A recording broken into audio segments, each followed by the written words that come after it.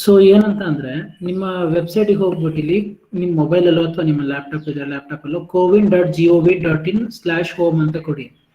ಕೊಟ್ಟಾದ್ಮೇಲೆ right corner ನಿಮಗೆ register ಅಂತ ಕಾಣಿಸ್ತಾ ಇದೆಯಾ? ಸರ್. ಓಕೆ, ಈ ರಿಜಿಸ್ಟರ್ ಅಂತ ಕ್ಲಿಕ್ ಮಾಡಿ. ಕ್ಲಿಕ್ ಮಾಡಿದ ತಕ್ಷಣ ಈಗ ಇನ್ನೊಂದು ಟ್ಯಾಬ್ ಓಪನ್ ಆಗ್ತಾ ಇದೆಯಾ? ಕಾಣಿಸ್ತಾ ಇದೆಯಾ ಒಂದು white blank sheet? Yes sir. Okay, so ಇಲ್ಲಿ ಏನ್ ಮಾಡಿ, ನಿಮ್ಮ ರಿಜಿಸ್ಟರ್ ಮೊಬೈಲ್ ನಂಬರ್ ಕೊಡಿ.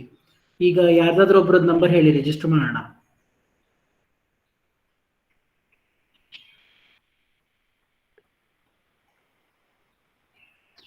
ವಿನುತಾ ನಂಬರ್ ಹೇಳು. ಹಾ ಹೇಳು. 83 83 101 101 8446. 8446. ಯಾರಿದು, ರಮ್ಯನಾ?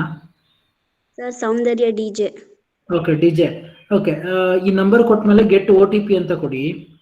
ನಿಮ್ಮ ಮೊಬೈಲ್ಗೆ ಒಂದು OTP ಬಂದಿರುತ್ತೆ ಹೇಳಿ, 6 ಡಿಜಿಟ್. ಅದು ಇನ್ನೂ ಬಂದಿಲ್ಲ. ಬರುತ್ತೆ. ಈಗ ಎಲ್ಲರಿಗೂ ಈ ಸ್ಕ್ರೀನ್ ಕಾಣಿಸ್ತಾ ಇದೆಯಲ್ಲ, OTP ವೆರಿಫಿಕೇಶನ್ ಅಂತ ಬಂದಿದೆ. ಸೊ ಇಲ್ಲೇನ್ ಮಾಡಿ, ನಿಮಗೆ ಒಂದು 6 ಡಿಜಿಟ್ OTP ನಿಮ್ಮ ಮೊಬೈಲ್ ನಂಬರ್ಗೆ ಹೋಗುತ್ತೆ. Yes sir. 103 103 089. Okay, verify and proceed ಅಂತ ಕೊಡಿ. ಸೊ ಕೊಟ್ಮೇಲೆ ಇನ್ನೇನ್ ಕೇಳುತ್ತೆ, welcome, you can register 4 members with 1 mobile number ಅಂತ ಇದೆ. ಸೊ ಇಲ್ಲಿ ನೀವು ರಿಜಿಸ್ಟರ್ ನಂಬರ್ ಅಂತ ಕೊಡಿ, ರಿಜಿಸ್ಟರ್ ಮೆಂಬರ್ ಅಂತ ಕೊಡಿ. ಸೊ ಕೊಟ್ಮೇಲೆ ನಿಮ್ಗೆ ಇಲ್ಲಿ ರಿಜಿಸ್ಟರ್ ಆಗೋದಕ್ಕೆ ಡೀಟೇಲ್ಸ್ ಕೇಳುತ್ತೆ. ಒಂದು photo, ID proof, Aadhaar number ಇದೆಯಾ ಪ್ರೆಸೆಂಟ್ ಡಿಜೆ? ಓಕೆ, ಆಧಾರ್ ನಂಬರ್ ಕ್ಲಿಕ್ ಮಾಡಿ. ಇಲ್ಲಿ ಆಧಾರ್ ನಂಬರ್ ಕೊಡಿ. ಏನಿದೆ ಆಧಾರ್ ನಂಬರು, ಆಧಾರ್ ನಂಬರ್ ಎಷ್ಟು, 4 ಡಿಜಿಟ್ ಏನಿದೆಯಲ್ಲ 16 ಡಿಜಿಟ್.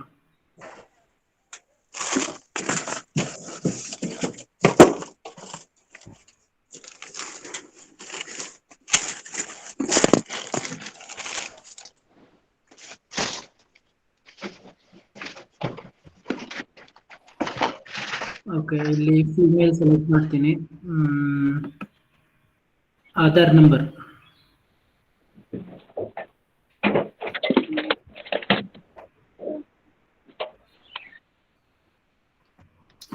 ಮೊಬೈಲಲ್ಲಿ ಸೇವ್ ಮಾಡಿ ಇಟ್ಕೊಂಡಿಲ್ವಾ ಡಿಜೆ? ಇಲ್ಲ ಸರ್. ಸಬಾಷ್.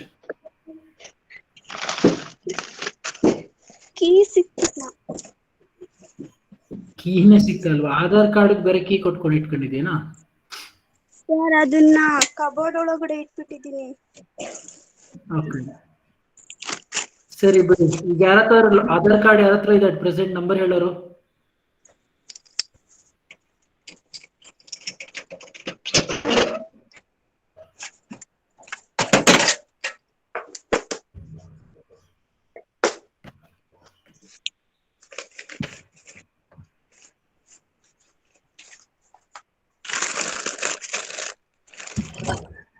ಸಿಗುತ್ತಾ ಡಿಜೆ?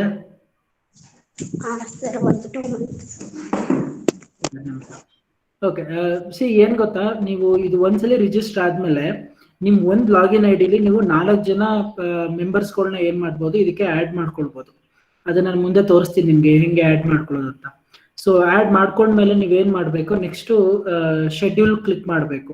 ಸೊ ನಿಮ್ಮ ನಿಯರ್ ಯಾವ ಪ್ಲೇಸ್ ಇದೆ, ಆ ಪ್ಲೇಸ್ ಅಲ್ಲಿ ನಿಯರ್ ಯಾವ ಸೆಂಟರ್ ಬರುತ್ತೆ, ಅದನ್ನ ಅಲ್ಲಿ ಹೋಗಿ ಕ್ಲಿಕ್ ಮಾಡ್ಬಿಟ್ಟು, ಸೊ ಅಲ್ಲಿ ನಿಮ್ಗೆ ಚೆಕ್ ಮಾಡ್ತಾರೆ ಯಾವ್ದು ವ್ಯಾಕ್ಸಿನ್ ಬೇಕು, ಮತ್ತೆ ಯಾವ ಸೆಂಟರ್ ನಿಯರ್ ಇರುತ್ತೆ, ಅಲ್ಲಿ ಸ್ಲಾಟ್ಸ್ ತೋರಿಸ್ತಾನೆ, ಎಷ್ಟು ಸ್ಲಾಟ್ಸ್ ಅವೈಲಬಿಲಿಟಿ ಇದೆ ಅಂತ. ಅವೈಲಬಿಲಿಟಿ ಇದ್ರೆ ನೀವೇನ್ ಮಾಡ್ಬೋದು, ಬುಕ್ ಮಾಡ್ಕೋಬಹುದು. ಆ ಬುಕ್ ಮಾಡ್ಬೇಕಾದಾಗ ನಿಮ್ಗೆ ಟೈಮ್ ಸ್ಲಾಟ್ ಕೇಳುತ್ತೆ, ಯಾವ ಟೈಮ್ ಸ್ಲಾಟ್ ಅಲ್ಲಿ ಬೇಕೋ ಆ ಟೈಮ್ ಸ್ಲಾಟ್ ಅಲ್ಲಿ ಏನ್ ಮಾಡ್ಬೋದು, ಬುಕ್ ಮಾಡ್ಕೊಳ್ತಾ ಹೋಗ್ಬೋದು. ಸೊ ಈ ತರ ಒಂದು ಮೊಬೈಲ್ ರಿಜಿಸ್ಟರ್ ಆದ್ರೆ 4 ಜನ ಏನ್ ಮಾಡ್ಬೋದು, ನಿಮ್ಮ ಕೋವಿನ್ ಇದರಲ್ಲಿ ಮೆಂಬರ್ಸ್ಗಳನ್ನ ರಿಜಿಸ್ಟರ್ ಮಾಡ್ಕೊಂಡು ವ್ಯಾಕ್ಸಿನ್ ತರಿಸ್ಕೋಬಹುದು.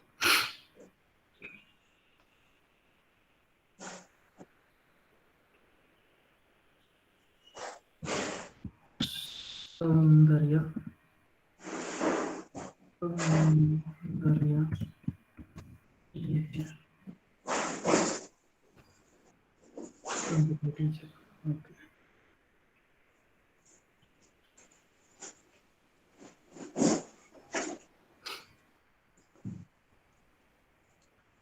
ನೀವು ಸ್ಕೆಡ್ಯೂಲ್ ಅಲ್ಲಿ ಸೆಲೆಕ್ಟ್ ಮಾಡ್ಕೋಬೇಕಾದಾಗ ನಿಯರೆಸ್ಟ್ ನಿಮ್ಮ ಮನೆಗೆ ನಿಯರೆಸ್ಟ್ ಯಾವುದು PHC ಸೆಂಟ್ರು ಅಥವಾ ಯಾವ್ದಾದ್ರು ಒಂದು ಸ್ಕೂಲಲ್ಲಿ ವ್ಯಾಕ್ಸಿನೇಷನ್ ಕೊಡ್ತಾ ಇದಾರೋ ಅದು ತೋರಿಸುತ್ತೆ, ನಿಮ್ಗೆ ಲಿಸ್ಟ್ ತೋರಿಸುತ್ತೆ. ಸೊ ಆ list ನೋಡ್ಕೊಂಡೆ 69 69 77 77 75 75 08 08 17 17 95. 95 Yes, sir. Okay. Aadhaar card ಅಲ್ಲಿ ಸೇಮ್ ಇದೇ ತರ ಇದೆಯಾ? ನೇಮ್ ಚೆಕ್ ಮಾಡ್ಕೊಳ್ಳಿ. ಸೌಂದರ್ಯ DJ SOWNDARYA DJ. Yes, sir. As per Aadhaar ಪ್ರಕಾರ ಡೇಟ್ ಆಫ್ ಬರ್ತ್ ಏನ್ ಕೊಟ್ಟಿದ್ದೀರಾ ಹೇಳಿ? 39 ಇಯರ್ ಸಾಕಷ್ಟೇ. 99. 1999. ಓಕೆ. ಸಿ ಇಷ್ಟು ಡೀಟೇಲ್ಸ್ ಕೊಟ್ಟ ಮೇಲೆ ಜಸ್ಟ್ ನೀವೇನ್ ಮಾಡಿ ರಿಜಿಸ್ಟರ್ ಅಂತ ಕ್ಲಿಕ್ ಮಾಡಿ. ಸೊ ಅಲ್ಲಿಗೆ ನಿಮ್ಗೆ ಡೀಟೇಲ್ಸ್ ಸಿಗುತ್ತೆ. ಐ ಥಿಂಕ್ ಈ ಸ್ಕ್ರೀನ್ ಕಾಣಿಸ್ತಾ ಇದೆಯಾ? ಅಕೌಂಟ್ ಡೀಟೇಲ್ಸ್ ಅಂತ. Yes sir.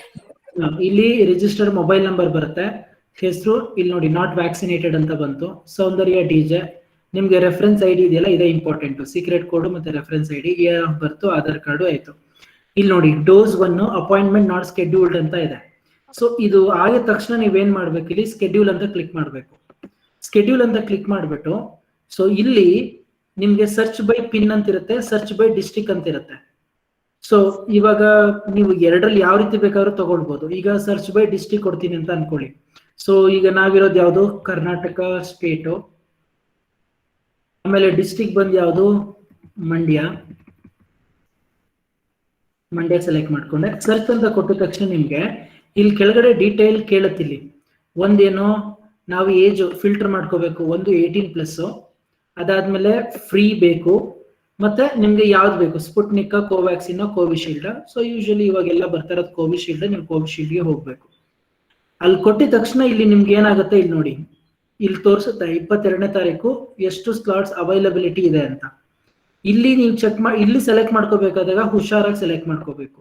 ಯಾವ ಸ್ಲಾಟ್ ಅಲ್ಲಿ ನಿಮ್ಗೆ ಅವೈಲಬಿಲಿಟಿ ಇದೆ ನೋಡ್ಕೊಂಡು ಏನ್ ಮಾಡ್ಬೇಕು, ಸೆಲೆಕ್ಟ್ ಮಾಡ್ಕೋಬೇಕು. ಸರ್ ಹೆಂಗ್ ಗೊತ್ತಾಗುತ್ತೆ? ಇವಾಗ ಸೌಂದರ್ಯ ನೀನ್ ಇರೋದು ಎಲ್ಲಿ ಮನೆ? ನಿಯರು ಸರ್ ದೇವರಳ್ಳಿ, ಜಕ್ನಳ್ಳಿ ಪಕ್ಕ. ಈಗ ಜಕ್ನಳ್ಳಿಗೆ ಇಲ್ಲಿ ಲಿಸ್ಟ್ ಅಲ್ಲಿ ಬರ್ತಾ ಇರೋ ಹೆಸರುಗಳಲ್ಲಿ ಯಾವ್ದಾದ್ರು ನಿಯರ್ ಅನ್ಸಿದ್ಯಾ? ಒಂದ್ಸಲಿ ನೋಡ್ಕೊಳ್ಳಿ.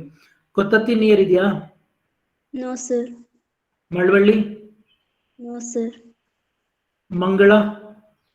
ಇಲ್ಲ ಸರ್. ಆಮೇಲೆ ಹಳೆ ಬೂದ್ನೂರು? No sir. ಓಕೆ. ನಿಮ್ ಪಿನ್ ಕೋಡ್ ಹೇಳಿ. ಆಧಾರ್ ಕಾರ್ಡ್ ಇರುತ್ತೆ ನೋಡಿ ಸರ್. ಒಳಲು ಅಂತ ಐತೆ. ಹೌದು. ಸೌಂದರ್ಯ ನಿಂದು ಇದೇಳು ಪಿನ್ ಕೋಡ್? 571 431. ಆ ಪಿನ್ ಕೋಡ್ ಅಲ್ಲಿ ನೋಡ್ಕೊಂಡು ಚೆಕ್ ಮಾಡ್ಕೊಳ್ಳಿ. 571 431. S sir. Okay. So 431 near ಎಲ್ಲಾದ್ರೂ ಇರುತ್ತಾ ಚೆಕ್ ಮಾಡ್ಕೊಳ್ಳಿ. 571 431. 434 ಇದೆ, ಚೆನ್ನಾಪುರ ಗೊತ್ತಾ? ನೋ ಸರ್, ಗೊತ್ತಿಲ್ಲ. ಓಕೆ. 432 ಬ್ರಹ್ಮದೇವರಹಳ್ಳಿ? ಗೊತ್ತಿಲ್ಲ ಸರ್, ತುಂಬಾ ದೂರ ಆಯ್ತು. ಓಕೆ.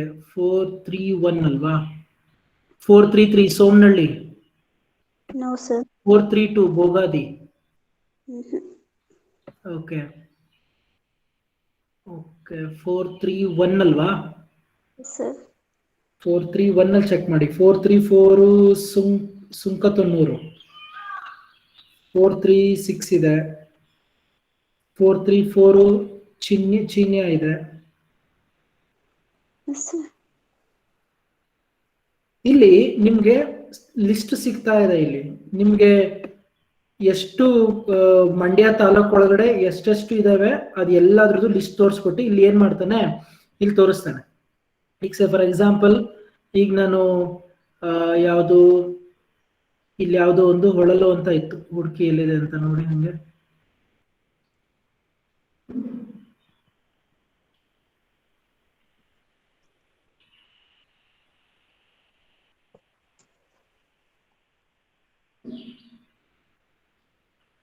ಎಲ್ಲ ಹೋಯ್ತಲ್ಲ, ಹೊಳಲು ಸರ್ಕಲ್ ಇತ್ತಲ್ಲ, ಇಲ್ಲಿದೆ. ಇಲ್ಲಿ ನೋಡಿ ಹೊಳಲು ಅಂತ ತೋರಿಸಿದ್ದಾರೆ. ಇಲ್ಲಿ ಬುಕ್ಡ್ ಅಂತ ಇದೆ. ಬುಕ್ಡ್ ಅಂತ ಅಂದ್ರೆ ಇಟ್ಸ್ ಆಲ್ರೆಡಿ ಫುಲ್ ಆಗೋಗಿದೆ. ನಿಮಗೆ ಮತ್ತೆ ಅಲ್ಲಿ ಸ್ಲಾಟ್ ಸಿಗಲ್ಲ ಇವತ್ತಿನ ದಿನಕ್ಕೆ, ನೀವು ನಾಳೆಗೆ ಹೋಗ್ಬೇಕು. ಕೆರಗೋಡಿಲಿ ಬುಕ್ ಆಗಿದೆ. ಈಗ ಬಿ ಹೊಸೂರು ನಮ್ಮ ಕಾಲೇಜ್ ಹತ್ರ ನಾವಿರೋ ಕ್ಯಾಂಪಸ್ ಅಲ್ಲಿ, ಸೊ ಇಲ್ಲಿ 95 ಇದೆ. ಏನಿಲ್ಲ, ನೀವೇನ್ ಮಾಡ್ಬೇಕು, ಇದನ್ನ ಸೆಲೆಕ್ಟ್ ಮಾಡ್ಕೋಬೇಕು. ಸೆಲೆಕ್ಟ್ ಮಾಡಿದ ತಕ್ಷಣ ನಿಮ್ಗೆ ಈ ಸ್ಕ್ರೀನ್ ಕಾಣಿಸ್ತಾ ಇದೆಯಾ, ಅಪಾಯಿಂಟ್ಮೆಂಟ್ ಕನ್ಫರ್ಮೇಶನ್. ನಾವು ಇಲ್ಲಿ ನೀವು ಯಾವ ಸ್ಲಾಟ್ ಬೇಕೋ ಆ ಸ್ಲಾಟ್ ಸೆಲೆಕ್ಟ್ ಮಾಡ್ಕೊಂಡು ಕನ್ಫರ್ಮ್ ಕೊಟ್ರೆ ನಿಮ್ಗೆ ಏನಾಗುತ್ತೆ, ಅಪಾಯಿಂಟ್ಮೆಂಟ್ ಫಿಕ್ಸ್ ಆಗುತ್ತೆ. ಸೊ ಆ ಪರ್ಟಿಕ್ಯುಲರ್ ನಿಮ್ಗೆ ಕನ್ಫರ್ಮ್ ಕೊಟ್ಟಿದ ತಕ್ಷಣ ಏನಾಗುತ್ತೆ, ನಿಮ್ಗೊಂದು ಒಂದು ಡೌನ್ಲೋಡ್ ಒಂದು ಮೆಸೇಜ್ ಬರುತ್ತೆ. ಸೊ ಅಲ್ಲೇನ್ ಮಾಡ್ಬೇಕಾಗತ್ತೆ, ನೀವು ನಿಮ್ಗೆ ಅಪಾಯಿಂಟ್ಮೆಂಟ್ ಫಿಕ್ಸ್ ಆಗಿರೋದು ಒಂದು ಸ್ಲಿಪ್ ಸಿಗುತ್ತೆ. ಆ ಸ್ಲಿಪ್ ಇಟ್ಕೊಂಡು ಆ ಟೈಮ್ ಸ್ಲಾಟ್ ಅಲ್ಲಿ ನಿಮ್ಗೆ ಎಲ್ಲಿ ನೀವು ಯಾವ ಪ್ಲೇಸ್ ಸೆಲೆಕ್ಟ್ ಮಾಡಿರ್ತೀರಾ ಆ ಪ್ಲೇಸ್ಗೆ ಹೋಗ್ಬಿಟ್ಟು ಏನ್ ಮಾಡ್ಬೇಕಾಗತ್ತೆ, ಸೊ ನೀವು ಅಪಾಯಿಂಟ್ಮೆಂಟ್ ಅನ್ನ ಫಿಕ್ಸ್ ಮಾಡ್ಕೋಬೇಕಾಗತ್ತೆ. ಈ ರೀತಿ ಏನ್ ಮಾಡ್ಬೇಕು, ನೀವು ಅಪಾಯಿಂಟ್ಮೆಂಟ್ ಅನ್ನ ಕನ್ಫರ್ಮೇಶನ್ ಮಾಡ್ಕೊಳ್ಳುವಂಥದ್ದು. ಸೊ ಇದು ಏನು ನಿಮ್ಮ ರಿಜಿಸ್ಟರ್ ಮಾಡ್ಕೊಂಡು ಅದಾದ್ಮೇಲೆ ಅಪಾಯಿಂಟ್ಮೆಂಟ್ಗಳನ್ನ ಬುಕ್ ಮಾಡ್ಕೊಳ್ಳೋದು. ಇಲ್ಲಿ ನೀವು ಬೇಕಾದ್ರೆ ಆಡ್ ಮೆಂಬರ್ ಅಂತ ಇರುತ್ತೆ. ಇದಾದ್ಮೇಲೆ ಸೌಂದರ್ಯ ಡಿ ಜೊತೆಗೆ ಇನ್ನ 3 ಜನ ಮೆಂಬರ್ಸ್ ಇರ್ತಾರೆ. ಆ 3 ಜನ ಮೆಂಬರ್ಸ್ ನ ಏನ್ ಮಾಡ್ಬೋದು, ನೀವು ಇಲ್ಲೇ ಆಡ್ ಮಾಡ್ಕೊಳ್ಬಹುದು. ಸೊ ಒಂದ್ಸಲಿ ವ್ಯಾಕ್ಸಿನೇಷನ್ ಆಯ್ತು ಅಂತಂದ್ರೆ ನಿಮ್ಗೆ ಇಲ್ಲಿ ಬರುತ್ತೆ ಏನಂತ, ಪಾರ್ಷಿಯಲಿ ವ್ಯಾಕ್ಸಿನೇಟೆಡ್ ಅಂತ ಬಂದು ಇಲ್ಲಿ ಒಂದು ಸರ್ಟಿಫಿಕೇಟ್ ಎಲ್ಲ ಬರುತ್ತೆ ನಿಮ್ಗೆ. ಅದನ್ನ ಬೇಕಾದ್ರೆ ನೀವು ಡೌನ್ಲೋಡ್ ಮಾಡಿ ಇಟ್ಕೊಳ್ಬಹುದು. ಸೊ ಈ ತರ ಏನೋ ನೀವು ಏನ್ ಮಾಡೋದು, ರಿಜಿಸ್ಟರ್ ಮಾಡ್ಕೊಂಡು ವ್ಯಾಕ್ಸಿನೇಷನ್ ತಗೊಳ್ಳುವಂಥದ್ದು. ಏನ್ ಮಾಡಿ ಅಂದ್ರೆ ನಿಮ್ ನಿಯರ್ ಅಲ್ಲಿ ಎಲ್ಲಾದ್ರೂ ಇರುತ್ತಾ ಫಸ್ಟ್ ಚೆಕ್ ಮಾಡ್ಕೊಳ್ಳಿ. ಇಲ್ಲ ಅಂತಂದ್ರೆ ಸಿಟಿ ಲಿಮಿಟ್ಸ್ ಗಳಲ್ಲಿ ಎಲ್ಲಿ ಅವೈಲಬಿಲಿಟಿ ಇರುತ್ತೆ ಅಲ್ಲಿಗೆ ಬಂದು ಏನ್ ಮಾಡ್ಕೊಳ್ಬಹುದು ನೀವು, ಸೊ ನೀವು ವ್ಯಾಕ್ಸಿನೇಷನ್ ತಗೊಳ್ಬಹುದು. ಗೊತ್ತಾಯ್ತಲ್ಲ ಪ್ರೋಸೆಸ್? Yes sir. ಸೊ ಇದಾಗಿದ ತಕ್ಷಣ ನೀವು ಜಸ್ಟ್ ಏನ್ ಮಾಡಿ, ಲಾಗೌಟ್ ಮಾಡ್ಬಿಡಿ. ಲಾಗೌಟ್ ಆದ್ರೆ ಹೋಯ್ತು ಅಷ್ಟೇ. ಈಗ ಮತ್ತೆ ತಗೊಳ್ಬೇಕಂದ್ರೆ ನೀವು ಯಾವ ನಂಬರ್ ಅಲ್ಲಿ ರಿಜಿಸ್ಟರ್ ಮಾಡ್ತೀರಾ ಆ ರಿಜಿಸ್ಟರ್ ನಂಬರ್ ಕೊಟ್ಟು ಮೊಬೈಲ್ ನಂಬರ್ ಕೊಟ್ಟು ಗೆಟ್ OTP ಕೊಡಿ, ಮತ್ತೆ 6 ಡಿಜಿಟ್ OTP ಬರುತ್ತೆ, ಮತ್ತೆ ಒಳಗಡೆ ಹೋಗ್ತೀರಾ. ಸೊ ಈ ರೀತಿ ಏನ್ ಮಾಡ್ಬೇಕಾಗತ್ತೆ, ನೀವು ನಿಮ್ಮ ಒಂದು ರಿಜಿಸ್ಟ್ರೇಷನ್ ಪ್ರೋಸೆಸ್ ನ ಮಾಡ್ಕೊಳ್ಬೇಕಾಗತ್ತೆ. ಸೊ ಆದಷ್ಟು ಬೇಗ ಎಲ್ಲರೂ ಅದು ಪ್ರೋಸೆಸ್ ಮುಗಿಸ್ಕೊಂಡು I think you can take a vaccination part. So ಇಷ್ಟು ಏನು ನಿಮ್ಮ ವ್ಯಾಕ್ಸಿನೇಷನ್ ಸಂಬಂಧಪಟ್ಟಂಗೆ. ನಾನು directly I get into the class ನಾವು. ಸೊ ಗೊತ್ತು ನಿಮ್ಗೆಲ್ಲರಿಗೂ ಇವತ್ತು ಆಕ್ಚುಲಿ ನನ್ನ ಕ್ಲಾಸ್ ಇದ್ದಿದ್ದಲ್ಲ, ಬಟ್ ಮೇಡಮ್ಗೆ ಸ್ವಲ್ಪ ಏನೋ ಫೀವರ್ ಅಂತ ಹೇಳಿದ್ರು. ಸೊ ಅದಕ್ಕೋಸ್ಕರ ನಾನು ಕ್ಲಾಸ್ನ ತಗೊಳ್ತಾ ಇದ್ದೀನಿ. ಸೊ ಐ ಥಿಂಕ್ ನಾನು ನಿಮ್ಮ difference between absorption costing, marginal costing part ನಾನು ನಿಮ್ಗೆ ಓದ್ಕೊಳ್ಳಿ ಅಂತ ಹೇಳಿದೆ. So I not go to explain that again now. So directly get into the tools and techniques of marginal costing. So ನಿಮ್ಮ marginal costing ನಲ್ಲಿ ಇರುವಂತಹ tools and techniques ಗಳ ಬಗ್ಗೆ ಮಾತಾಡ್ತೀನಿ. ಇದರಲ್ಲಿ ನಾನು ಫಸ್ಟ್ ಮಾತಾಡಿದ್ದು ಬಂದು ಐ ಥಿಂಕ್ ಇಲ್ಲೇ ಮೇಲ್ಗಡೆ ನಿಮ್ಗೆ ಡಿಸ್ಪ್ಲೇ ಆಗ್ತಾ ಇದೆ ಯಾವ್ಯಾವು ನಾವು ಅಪ್ಲಿಕೇಶನ್ಸ್ ಗಳನ್ನ ಮಾತಾಡಿದ್ವಿ ಅಂತ. ನಾವು ಇದರಲ್ಲಿ ಪ್ರಾಕ್ಟಿಕಲ್ ಅಪ್ಲಿಕೇಶನ್ ನಾವು ಫಸ್ಟ್ ಒನ್ ಮಾತಾಡಿದ್ ಬಂದು ಏನದು, ಯಾವ್ದ್ರ ಬಗ್ಗೆ ಮಾತಾಡಿದ್ವಪ್ಪ,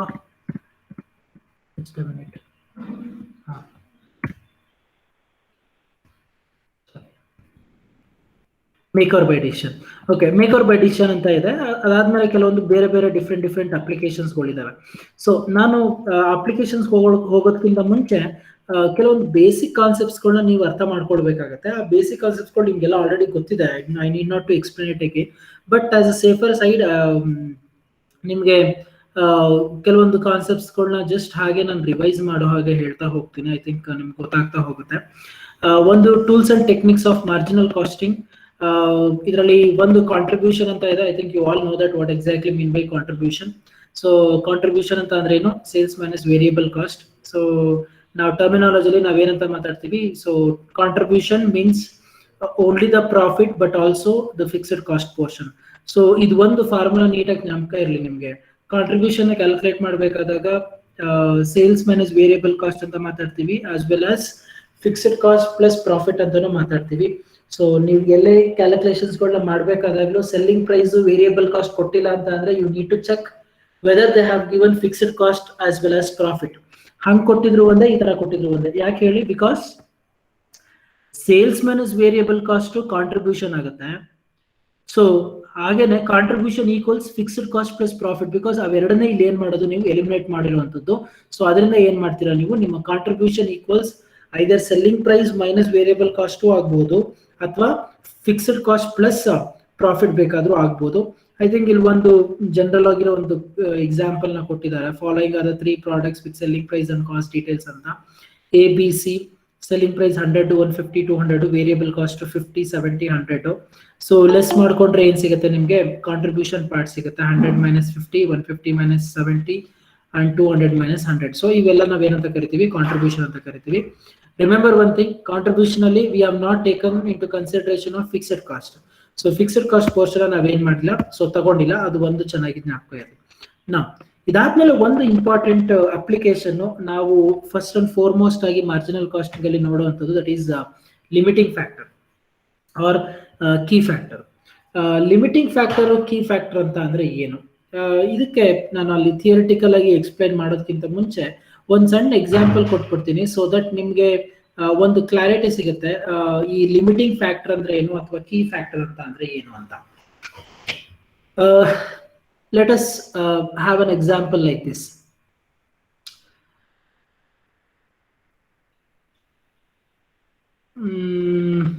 ಹಾ, ಓಕೆ.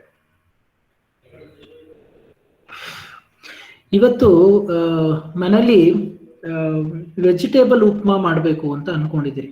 ಏನೋ ವೆಜಿಟೇಬಲ್ ಉಪ್ಪಿಟ್ಟು. ಸೊ ಮನೇಲಿ ಏನ್ ಮಾಡ್ತೀರಾ, ಚೆಕ್ ಮಾಡ್ತೀರಾ ಏನೇನಿದೆ ಐಟಮ್ಸ್ಗಳೆಲ್ಲ ಚೆಕ್ ಮಾಡ್ತೀರಾ. ಚೆಕ್ ಮಾಡಿದಾಗ ಗೊತ್ತಾಯ್ತು ಮನೇಲಿ ತರಕಾರಿ ಇಲ್ಲ ಅಂತ. ಏನ್ ಮಾಡ್ತೀವಿ ವಿನೋದ, ತರಕಾರಿ ಇಲ್ಲ ಅಂದ ತಕ್ಷಣ?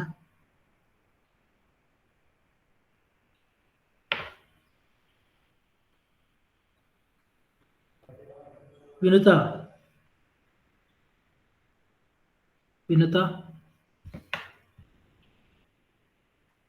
ತರಕಾರಿ ಇಲ್ಲ ಅಂದ ತಕ್ಷಣ ಏನ್ ಮಾಡ್ತೀಯೋ? ಎಲ್ಲೋದ್ರು?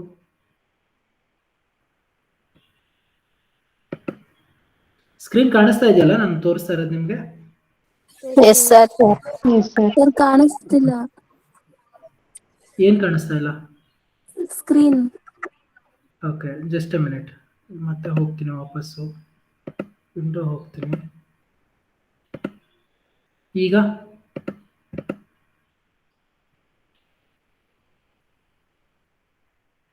ಕಾಣಿಸ್ತಿದೆ ಸರ್. ಸರ್ ಪ್ರಿಯಾ ಕಾಣಿಸ್ತಿದ್ದಾಳೆ ನಂಗೆ. ಯಾಕೆ ಪ್ರಿಯಾ ಕಾಣಿಸ್ತಾ ಇದೆಯಾ?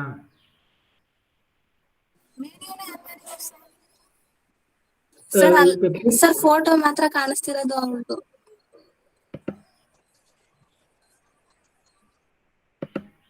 Wait a minute.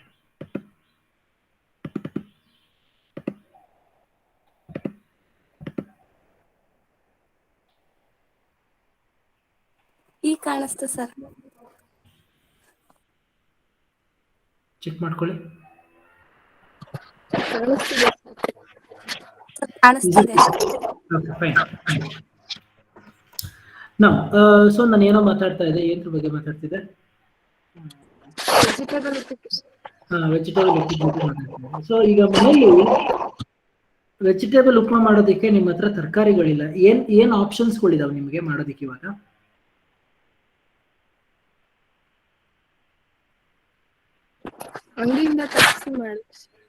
ಒಂದು ಅಂಗಡಿಯಿಂದ ತಗೊಂಡು ಬಂದು ಮಾಡೋದು ಒಂದು ಆಪ್ಷನ್. ಎರಡನೇ ಆಪ್ಷನ್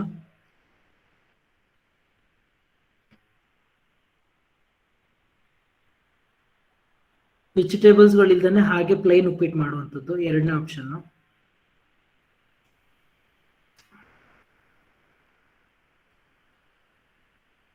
ಈ ಪರ್ಟಿಕ್ಯುಲರ್ ಎಕ್ಸಾಂಪಲ್ ಅಲ್ಲಿ ಏನಾಗುತ್ತೆ ಅಂತ ಒಂದ್ಸಲ ಹಂಗೆ ನೋಡಿ. ನನ್ಗೆ ಏನೋ ಒಂದು ಐಟಮ್ನ ರೆಡಿ ಮಾಡಬೇಕು. ಆ ಐಟಮ್ನ ರೆಡಿ ಮಾಡೋದಕ್ಕೆ ನನ್ನ ಹತ್ರ ಹ್ಯಾವ್ ಅ ಶಾರ್ಟೇಜ್. ಏನೋ ವೆಜಿಟೇಬಲ್ಸ್ ಏನೋ ಇಲ್ಲ ನನಗೆ. ನಾವು ವೆಜಿಟೇಬಲ್ಸ್ ಇಲ್ಲದೆ ಇರೋದಕ್ಕೆ ಏನ್ ಮಾಡ್ತೀನಿ, ನಾನು ಇರೋದ್ರಲ್ಲೇ ಮ್ಯಾನೇಜ್ ಮಾಡಬೇಕು ಅಂತ we will try to put some add-ons and you will prepare a upma. Same example, take it for example, if I have a hotel industry ಇದೆ ಅಂತ ಅಂದ್ಕೊಳ್ಳಿ. ಸೊ ಇವತ್ತು ನೀವು ಹೋಟೆಲ್ಗೆ ಹೋಗಿ ವೆಜಿಟೇಬಲ್ ಉಪ್ಮಾ ಮಾಡಬೇಕು ಅಂತ ನೀವು ಹೋಟೆಲ್ಗೆ ಹೋದ್ರೆ ಅವನ ಹತ್ರ ವೆಜಿಟೇಬಲ್ ಉಪ್ಪಿಟ್ಟು ಇಲ್ಲ, ಬರೀ ಪ್ಲೈನ್ ಉಪ್ಪಿಟ್ಟಿದೆ ಅಂತ ಅಂದ್ರೆ, ಸೊ ನೀವೇನ್ ಮಾಡ್ತೀರಾ? So if you are in the need of vegetable upma, so you will going to change the hotel. ಅಕಸ್ಮಾತ್ ಏನಾದ್ರೂ ಹೋಟೆಲ್ ಅವನಿಗೆ ವೆಜಿಟೇಬಲ್ ಉಪ್ಮಾಗೆ ಡಿಮ್ಯಾಂಡ್ ಜಾಸ್ತಿ ಆಗ್ತಾ ಇದೆ ಅಂತ ಅಂದ್ರೆ ಏನ್ ಮಾಡ್ತಾನೆ, ಅಲ್ಲೆಲ್ಲೋ ಒಂದ್ ಕಡೆ ಬಿಸಿ ಬೇಳೆಭಾತ್ ಮಾಡೋದು ಬಿಟ್ಬಿಟ್ಟು ಅದ್ರಲ್ಲಿ ಹಾಕೋ ತರಕಾರಿಗಳನ್ನ ತಗೊಂಡ್ ಬಂದು ಏನ್ ಮಾಡ್ತಾನೆ, ವೆಜಿಟೇಬಲ್ ಉಪ್ಮಾ ಮಾಡೋದಕ್ಕೆ ಹಾಕೊಳ್ತಾನೆ. ಏನಾಗುತ್ತೆ ಆಪ್ಷನ್ ನೋಡಿ, ಇಲ್ಲಿ ಡಿಮ್ಯಾಂಡು ವೆಜಿಟೇಬಲ್ ಉಪ್ಮಾಗೆ ಜಾಸ್ತಿ ಆಗ್ತಾ ಇದೆ ಅಂತ ಅಂದ್ರೆ ಈವನ್ ನೀವೇನಾದ್ರೂ ₹1 ₹2 ಜಾಸ್ತಿ ಮಾಡಿದ್ರು ಸಹ ಏನಾಗುತ್ತೆ, ಆಟೋಮೆಟಿಕ್ ಆಗಿ ಕನ್ಸ್ಯೂಮರ್ ಅಥವಾ ಕಸ್ಟಮರ್ ಏನ್ ಮಾಡ್ತಾನೆ, ಬಂದು ಪರ್ಚೇಸ್ ಮಾಡೇ ಮಾಡ್ತಾನೆ. Yes or no? Yes sir. ಈ Yes, sir. ಲಿಮಿಟಿಂಗ್ ಫ್ಯಾಕ್ಟರ್ ಅಥವಾ ನಾವು ಕೀ ಫ್ಯಾಕ್ಟರ್ ಅಲ್ಲಿ ಮಾತಾಡುವಂತ ಕಾನ್ಸೆಪ್ಟೇ ಇದು. ಏನು ಅಂತ ಅಂದ್ರೆ, when there is a shortage in the organisation or when there is a lack of resources in the organisation, how exactly the price will going to be fixed by an organization, or what criteria that an organization will going to take into consideration to fix the price. Sir, ನೀವು ಮಾತಾಡ್ತಿರೋದು marginal costing ಬಗ್ಗೆ, ಇಲ್ಲೇನೋ price fixation ಬಗ್ಗೆ ಮಾತಾಡ್ತಿದ್ದೀರಲ್ಲ. Yes, of course, when you have these type of problem, you will consider contribution or marginal costing as a basis for the calculation of a price of a product ಅಂತ ಕರಿತೀವಿ. So ಅದಕ್ಕೆ ನಾವೇನಂತ ಕರಿತಿರೋದು limiting factor ಅಥವಾ key factor ಅಂತ. ನಾವು what exactly mean by limiting factor or key factor? When the company is facing any type of shortages or lack of resources, at that time the contribution or the marginal cost will going to be taken into consideration to fix the price for the product ಅಂತ ಕರೀತಾರೆ. ನನಗೆ ಯಾವುದರಿಂದ loss ಆಗ್ತಾ ಇದೆ, ಆ loss ಇಂದ ನನಗೆ ಎಷ್ಟು ಕಾಂಟ್ರಿಬ್ಯೂಷನ್ ರಿಕವರಿ ಮಾಡ್ಕೊಳ್ಬೇಕು ಅಂತ ನೀವೇನ್ ಮಾಡ್ತೀರಾ, ಡಿಸೈಡ್ ಮಾಡಿಕೊಂಡು you will going to fix the price. So that is the point where the limiting factor or key factor concept arises.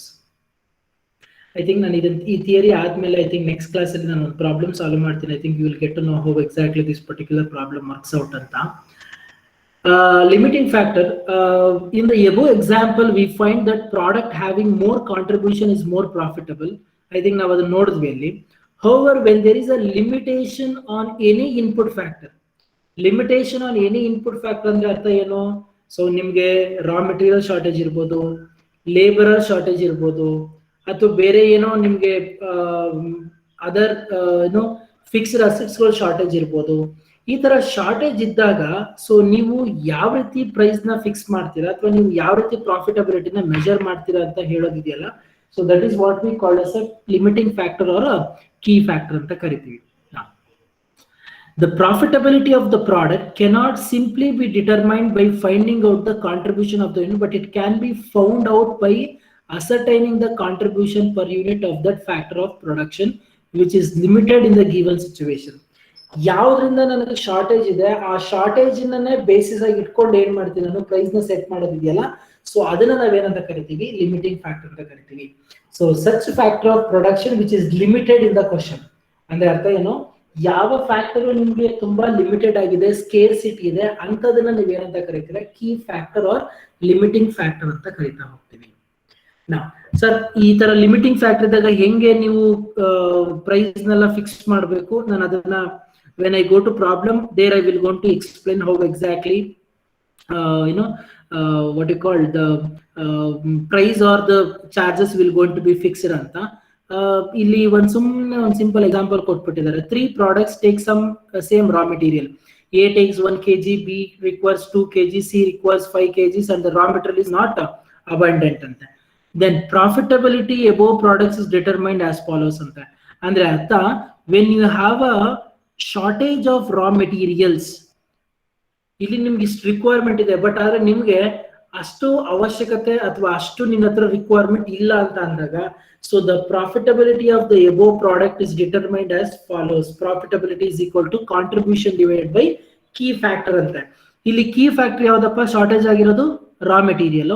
So ಅದನ್ನ ಏನ್ ಮಾಡ್ತೀನಿ, ತಗೊಳ್ತೀನಿ. ಸೊ 50 ಏನಿದು 50 ಓಕೆ, ಮೇಲ್ಗಡೆ ಪ್ರಾಬ್ಲಮ್ ಅಲ್ಲಿ ಕೊಟ್ಟಿದ್ದಾನೆ 50 rupees contribution, 80 rupees contribution, 100 rupees contribution divided by ನಿಮ್ಗೆ ಯಾವ ಸ್ಕೇರ್ಸಿಟಿ ಆಗಿರೋದು raw material. So divided by 1 divided by 2 divide by 5 ಮಾಡ್ಕೊಂಡೆ. ನಾವು ಇದನ್ನ ಏನ್ ಮಾಡ್ತೀರಾ, ನೀವು ಕಾಂಟ್ರಿಬ್ಯೂಷನ್ ಅಂತ ಫಿಕ್ಸ್ ಮಾಡ್ತೀರಾ.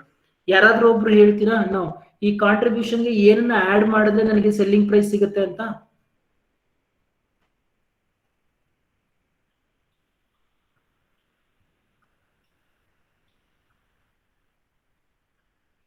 ಕಾಂಟ್ರಿಬ್ಯೂಷನ್ಗೆ ಏನನ್ನ ಆಡ್ ಮಾಡಿದ್ರೆ ಸೆಲ್ಲಿಂಗ್ ಪ್ರೈಸ್ ಸಿಗುತ್ತೆ?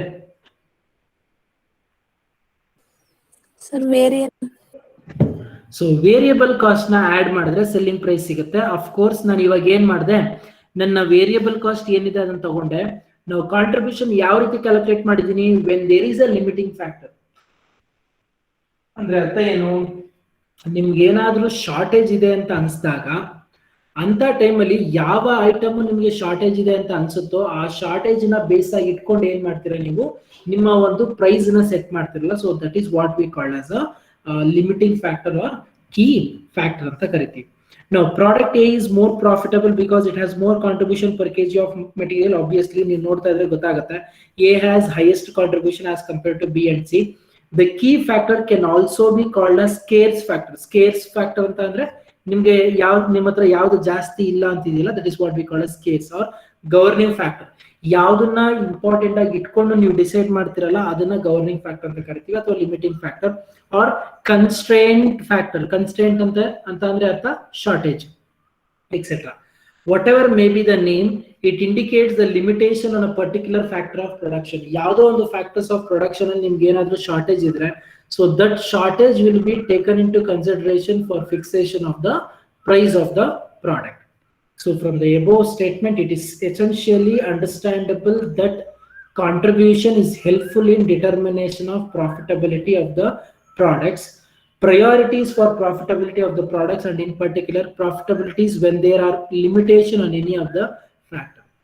So ಅಂದ್ರೆ ಅರ್ಥ, ಒಂದು ಅಪ್ಲಿಕೇಶನ್ ನಮ್ಗೆ ಅರ್ಥ ಆಗಿದ್ದು ಏನು ಅಂತ ಅಂದ್ರೆ, ಒಂದು ಆರ್ಗನೈಸೇಷನ್ ಅಲ್ಲಿ ಯಾವ್ದಾದ್ರು ಒಂದು ಶಾರ್ಟೇಜ್ ಅಥವಾ ಲಿಮಿಟಿಂಗ್ ಫ್ಯಾಕ್ಟರ್ ಅಂತ ಇತ್ತು ಅಂತ ಅನ್ಸಿದಾಗ ಆ ಶಾರ್ಟೇಜ್ ಏನಿದೆ ಅದ್ರ ಬೇಸಿಸ್ ಮೇಲೆ ಏನ್ ಮಾಡ್ತೀರಾ ನೀವು ನಿಮ್ಮ ಒಂದು ಸೆಲ್ಲಿಂಗ್ ಪ್ರೈಸ್ ನ ಏನ್ ಮಾಡ್ತೀರಾ ಸೆಟ್ ಮಾಡ್ತೀರಾ. So that is what we call it as a key factor or the limiting factor.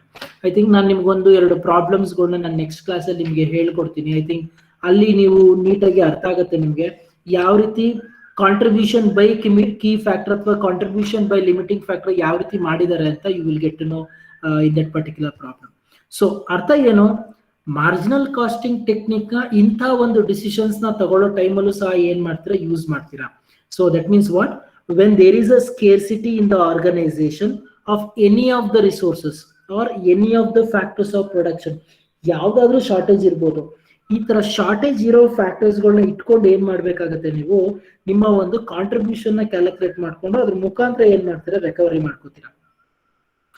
ಕೆಲವೊಂದ್ಸಲಿ organisation ಅಲ್ಲಿ ಏನಾಗುತ್ತೆ, ಕೆಲವು ವ್ಯಕ್ತಿಗಳಿಗೆ ಅಥವಾ ಯಾರೋ ಒಬ್ಬ ಕನ್ಸ್ಯೂಮರ್ ಕಸ್ಟಮರ್ ಬರ್ತಾನೆ, ಅವ್ನಿಗೆ ಏನೋ ಒಂದು ತುಂಬಾ ರಿಕ್ವೈರ್ಮೆಂಟ್ ಇದ್ದೇ ಇರುತ್ತೆ, ಅವ್ನಿಗೆ ಆಪ್ಷನ್ ಇಲ್ಲ ಬೇರೆ. ಅಂತ ಟೈಮಲ್ಲಿ ನಿಮ್ಮ ಹತ್ರನೂ ಶಾರ್ಟೇಜ್ ಇದ್ದಾಗ ಏನ್ ಮಾಡ್ತೀರಾ ನೀವು, ಏನ್ ಶಾರ್ಟೇಜ್ ಇದೆ ಅದನ್ನ ಬೇರೆ ಮುಖಾಂತರ ರಿಕವರಿ ಮಾಡ್ಕೊಂಡು ಏನ್ ಮಾಡ್ತೀರಾ ಪ್ರೈಸ್ ನ ಸೆಟ್ ಮಾಡ್ಬಿಡ್ತೀರಾ. ಯಾವಾಗ್ಲೂ ಒಂದ್ ಚೆನ್ನಾಗಿ ತಿಳ್ಕೊಳ್ಳಿ, ನಿಮ್ಗೆ ತುಂಬಾ ಡಿಮ್ಯಾಂಡ್ ಇದೆ ಅಥವಾ ತುಂಬಾ ರಿಕ್ವೈರ್ಮೆಂಟ್ ಇದೆ ಅಂತ ಅಂದಾಗ ಕಂಪನಿಯವನು ಯಾವ ಪ್ರೈಸ್ ಸೆಟ್ ಮಾಡಿದ್ರು ಏನ್ ಮಾಡ್ತೀರಾ ತಗೊಂಡೇ ತಗೋತೀರಾ. ನಿಮ್ಗೆ ಇವಾಗ ಏನೋ ವ್ಯಾಕ್ಸಿನೇಷನ್ಗೆ ಎಲ್ಲ ಫ್ರೀ ಅಂತ ಮಾತಾಡ್ತಾ ಇದ್ದಾರೆ. ಐ ಥಿಂಕ್ ಒಂದು 1.5 ಅಥವಾ 2 months ಹಿಂದೆ ನೀವು ಇಷ್ಟು ಅಂತ ಪೇ ಮಾಡ್ಬೇಕಾಗಿತ್ತು. ಐ ಥಿಂಕ್ ಪ್ರೈವೇಟ್ ಇನ್ಸ್ಟಿಟ್ಯೂಷನ್ಸ್ ಗಳಿಗೆ, ಪ್ರೈವೇಟ್ ಹಾಸ್ಪಿಟಲ್ಸ್ ಗಳಿಗೆ ಹೋದ್ರೆ 1500, 1700, 1800 ರೂಪಾಯಿ ಅಂತ ಪೇ ಮಾಡ್ಬೇಕಾಗಿತ್ತು. ಯಾಕೆ? ಬಿಕಾಸ್ ಆ ಟೈಮಲ್ಲಿ ಹಾಸ್ಪಿಟಲ್ಸ್ ಗಳು ಏನ್ ಯೋಚನೆ ಮಾಡ್ತಾರೆ, okay there is a requirement of vaccination, so what I got to fix a price. 1,500 ಅಲ್ಲ, ನೀವು 3,000 ಅಲ್ಲ, 5,000 ರೂಪಾಯಿ ಫಿಕ್ಸ್ ಮಾಡಿದ್ರೆ ಏನ್ ಮಾಡ್ತಾರೆ, ನಿಮ್ಮ ಒಂದು ಪ್ರಾಡಕ್ಟ್ ಅನ್ನ ಪರ್ಚೇಸ್ ಮಾಡೇ ಮಾಡ್ತಾರೆ. So that is how this limiting factor or the key factor will going to work out. Hope this concept is clear. It is one of the important application of marginal costing. Clear? Yes, sir. Yes, sir. ಇಷ್ಟು concepts ನ ಸದ್ಯ ಇವತ್ತಿನ ಕ್ಲಾಸ್ಗೆ, because ನಾನೇನು ಜಾಸ್ತಿ ವಿಚಾರಗಳನ್ನ ನಿಮ್ಗೆ ಹೇಳ್ಕೊಡಿಲ್ಲ, because ನನ್ನ ಕ್ಲಾಸ್ ಇಲ್ಲದೆ ಇರೋದ್ರಿಂದ I don't want to take much of your time. But one thing you need to understand that whenever organization taking these type of decisions, ಈ ತರ ಡಿಸಿಷನ್ಸ್ ಗಳನ್ನ ತಗೊಳ್ಬೇಕಾದಾಗ ನೀವೇನ್ ಮಾಡ್ಬೇಕಾಗತ್ತೆ, ನಿಮ್ಮ ಒಂದು ಡಿಸಿಷನ್ ನ based on the variable cost or based on the marginal cost ಇಟ್ಕೊಂಡು ಏನ್ ಮಾಡ್ಬೇಕಾಗತ್ತೆ, you have to take into consideration ಅಂತ ಹೇಳ್ತೀವಿ. That's it.